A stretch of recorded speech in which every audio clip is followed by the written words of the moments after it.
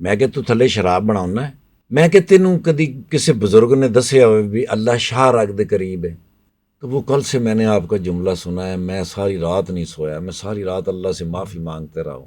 میرے والد صاحب چین اسموکر تھے، تو انہوں نے کہا کہ نہیں جی جب میں یہ سگریٹ پیتا ہوں نا تو اس کے بعد جب میں قرآن پاک پڑھتا ہوں تو میرے منہ سے بو آتی ہے. یہ ایک سفر تھا، یہ ایک بات تھی، اور یہ انہوں نے آپ کو بتائی، آپ نے آگے بتائی.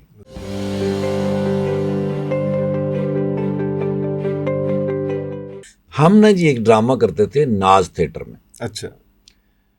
اس ڈرامے میں پولیس والا ہوں، انڈر کور. ٹھیک ہو گیا. اور وہ ہوٹل کا سیٹ لگا ہوا. اوکے.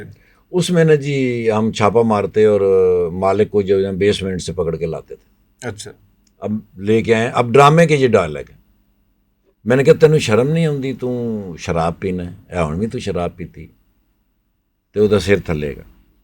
میں کہ تو تھلے شراب بناؤنا ہے، لوکاں نوں بھی پیانا ہے، یعنی آپ تے گناہ کرنا ہے، لوکاں نوں بھی کرانا ہے. سر وہ تھلے ہی ہے. میں کہ تینوں کدی کسی بزرگ نے دسیا ہوئے بھی اللہ شاہ رگ دے قریب ہے؟ کہندا ہاں جی. تو میں کہ تینوں بھی کسی نے دسیا ہونا بھی اللہ پاک ہے؟ کہندا ہاں جی. تو میں کہ شراب تے پلیت ہے. جدوں یہ پلیت شاہ رگ دے کولوں یعنی اللہ پاک دے کولوں لنگدی ہوئے گی، تیرا اللہ کتے جاندا ہوئے گا؟ پھر تو میں کہ کدی کدی یہ بھی تو کہندا ہوئے گا کہ یا اللہ میرے تے رحم کر، اے اللہ پاک. کیویں کہنا ہے پھر؟ اب یہ ڈرامے کی لائن ہے سر. ڈرامے کی لائن ہے. ختم ہو گیا ڈرامہ، چلا گیا. روز ہوتا ہے، روز چلا جاتا. ایک دن میں وہاں گیا سر، تو 10:30 بجے میں پہنچا تو مجھے ریسیپشن والوں نے کہا کہ یہ بندہ جو دیوار کے ساتھ بیٹھا ہے یہ 6 بجے کا آیا ہوا آپ سے ملنے کے لیے. اور اچھا بندہ تھا، پڑھا لکھا معزز آدمی، کرولا کھڑی بھی سر اس کی. تو میں اس سے ملا، میں نے کہا جی حضور حکم. میں نے کہا ٹھاکر صاحب میں نے معاف کر دینا، اللہ دا واسطہ جی میں نے معاف کر دینا. میں کہا بھائی کیا ہو گیا؟ انہوں نے کہا کل میں نے ڈرامہ دیکھا تھا یار، وہ جو بات آپ نے کی نا بھی اللہ پاک ہے اور شراب پلید ہے. میں پچھلے 15-20 سال سے نا جی بس میری عادت بن گئی ہے، میں شراب پیتا ہوں تو مجھے نیند آتی، ورنہ مجھے نیند نہیں آتی. تو وہ کل سے میں نے آپ کا جملہ سنا ہے، میں ساری رات نہیں سویا، میں ساری رات اللہ سے معافی مانگتے رہا ہوں کہ اللہ پاک کے قریب سے میں پلیت شراب گزارتا رہا ہوں. تو پلیز آپ، میں نے کہا یار میرا تو آپ سے کوئی تعلق ہے ہی نہیں اس مسئلے میں، اللہ کا اور آپ کا مسئلہ ہے. انہوں نے کہا بہرحال میں نے اللہ سے معافی مانگ لی، میرا دل کرتا تھا آپ سے بھی ایک دفعہ معافی مانگ لوں، میرا دل مطمئن ہو جائے. بھئی نہ میں نے اس کو تبلیغ کی تھی، نہ میں تبلیغ کرنے والوں میں سے ہوں، نہ مقصد تھا ڈرامے کا ڈائلاگ ہے، اسکرپٹڈ چیز ہے جو چل رہی ہے. سر اگر کسی کے وہ فیض حاصل ہو گیا تو بھائی یہ تو اس کا فائدہ ہوا، میں تو نہیں نا ایسی بات. ہاں یہ ضرور ہے کہ تبلیغی جماعت میں ہم نے بہت سارے بزرگوں کے ساتھ وقت گزارا ہوا.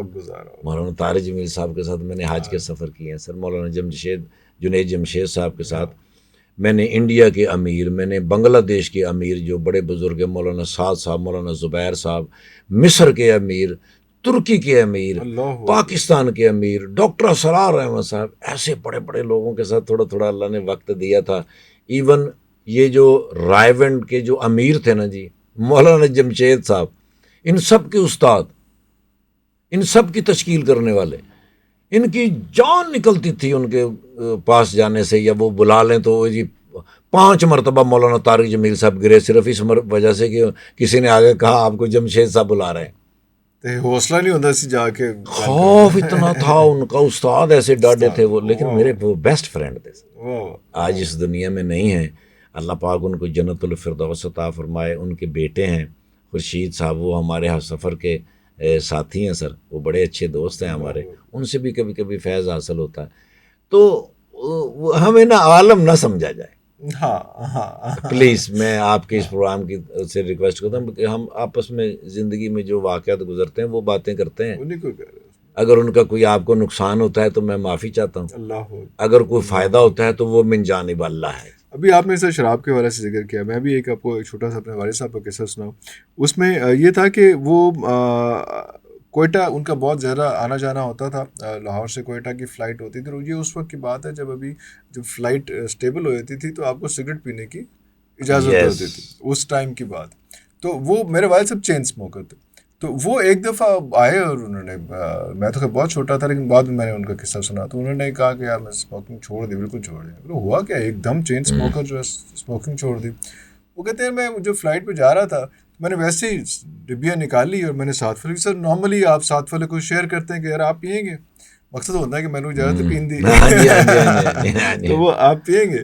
تو انہوں نے کہا کہ نہیں جی جب میں یہ سگریٹ پیتا ہوں نا تو اس کے بعد جب میں قرآن پاک پڑھتا ہوں تو میرے منہ سے بو آتی ہے.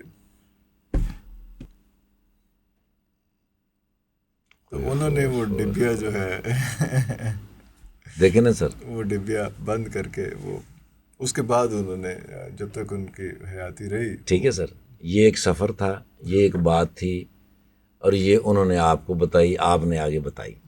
ٹھیک ہے, اب کسی کو یہ بات لڑ جائے ہاں تو وہ اسموکنگ چھوڑ دے گا.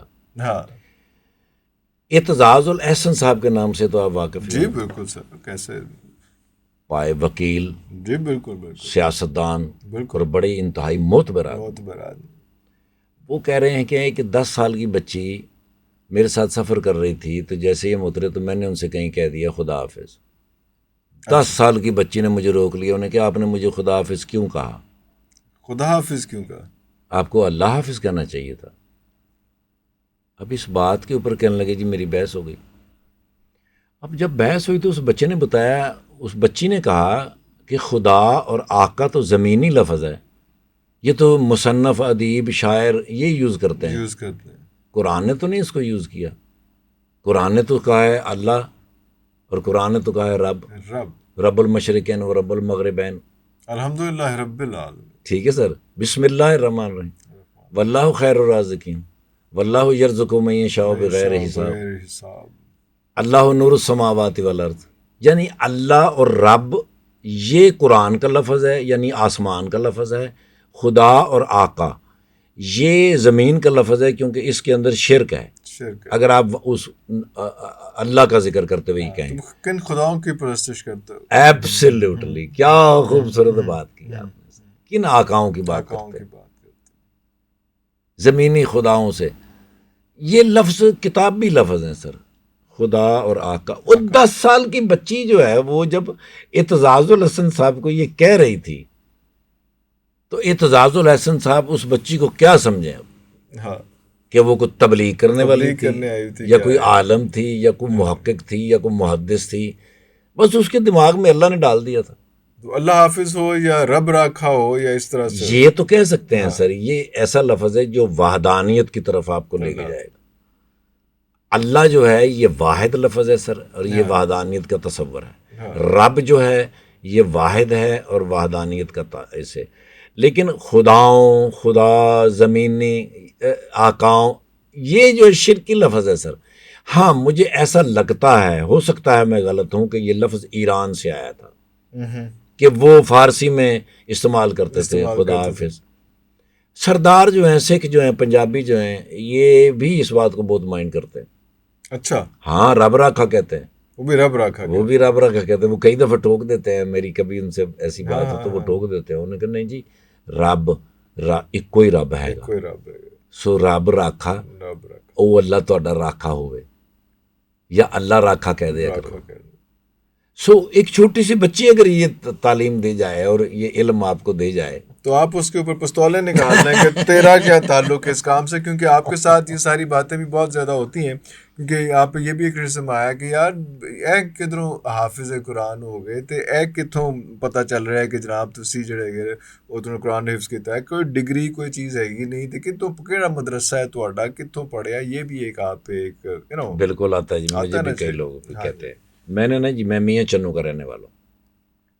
میرے گھر کے سامنے مرکزی جامع مسجد میاں چنو, وہاں تھے حافظ عثمان صاحب. اللہ پاک ان کی قبر کو اللہ ہمیشہ منور ہی رکھے گا, کیونکہ انہوں نے بہت خدمت کی سر قرآن کی اور ان بچوں کی جو اسیر ان سے میں بھی پڑھا ہوں جی.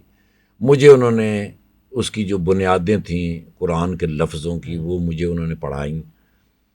میری والدہ جو تھیں اللہ پاک جنت الفردوس عطا فرمائے, ان کے نہ جی ذہن میں کہیں حضرت علامہ اقبال رحمۃ اللہ علیہ کی ایک لائن پھنس گئی تھی کہ قاری نظر آتا ہے حقیقت میں ہے قرآن. میری ماں مجھے کہا کرتی تھی کہ میرے بچے قرآن حفظ کرو، ہر وقت کہیں بھی کام سے فارغ ہو تو قرآن پڑھتے رہو، اور رات کو بالکل دیوار کے ساتھ مجھے کھڑا کر کے تو میری ماں کہتی تھی کہ قرآن سناؤ۔ اچھا، نیند کی گولی جیسے ہوتی ہے نا، میری ماں کی نیند کی گولی تھی قرآن۔ ارے اللہ اکبر، اللہ اکبر. اب وہ کہتی تھی کہ جب تم قرآن پڑھتے ہو نا جی تو مجھے نیند آتی ہے۔ مجھے پتہ تھا امی دو چار آیتیں سن کے سو جاتی سو جاتے.